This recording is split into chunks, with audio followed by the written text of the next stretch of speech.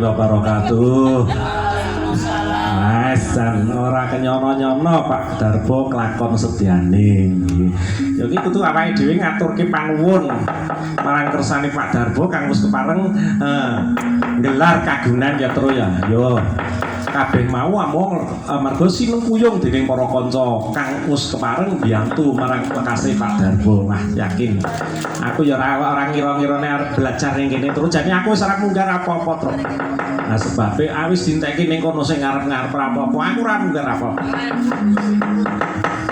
Lah wong kabeh mau ya peseduluran kok Kang Galen. Ya matur nuwun sanget kali panjenenganipun ingkang winantu pakurmatan panjenenganipun Bapak Amir sampun kepareng amiji dhateng para kanca madya laras. Ya apa dikaya ngapa ning ora ana pambudidayane panjenenganipun Bapak Amir ora mungkin mereka hadir di sini.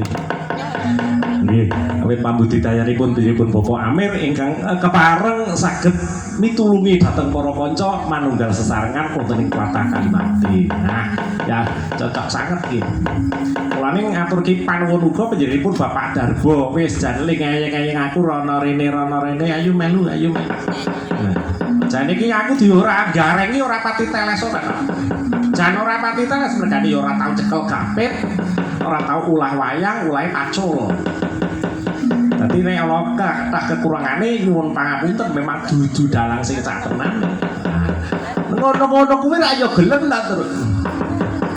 Ayo gelem mergane pancen didhawuhi karo jenenge Pak Darbo se tindagonku wae kalau wingi wae ditindanggonku dawuhi Mas Darsono nggo sami gladen njen kula. Kula pun nek ming gladen-gladen nek ming gladen-gladen temenan kula purun. Nek tanggapan kula mboten purun. Sebabnya apa? Nek gladen-gladen tak ming latihan. Latihan, ming latihan nek tanggapan nek wedi karo amplopan.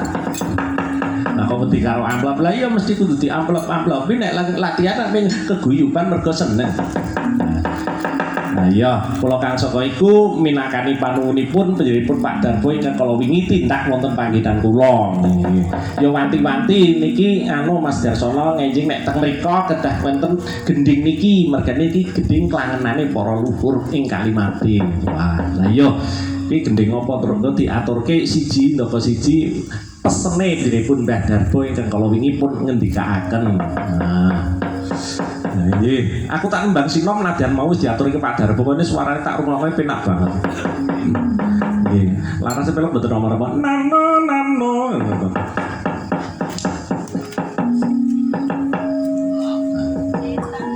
Mas. Sing nembang aku bae. Nggih, Petruk bae cobi. Ungkaran nggih kesempatan untuk latihan